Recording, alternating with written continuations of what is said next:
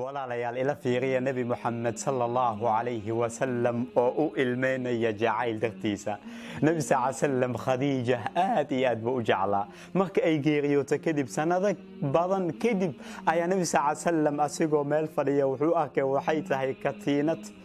katiinada markuu arkay kadib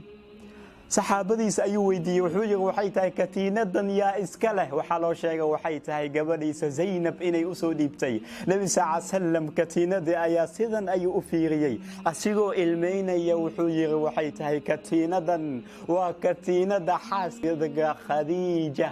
Khadija xaaskiisa sanadooyin badan koor ayay geeriyootay laakiin maanta katiinadii marka uu fiiriyay uu arkay wuu ilmeeyay nabi Muhammad sallallahu alayhi wa jacayl uu jeclaa xaaskiisa qof walba raadinaya macaanka iyo raaxada jacaylka tusaalaha ka dhigto macalinka romantiga nabi Muhammad ku salli sallallahu alayhi wa sallam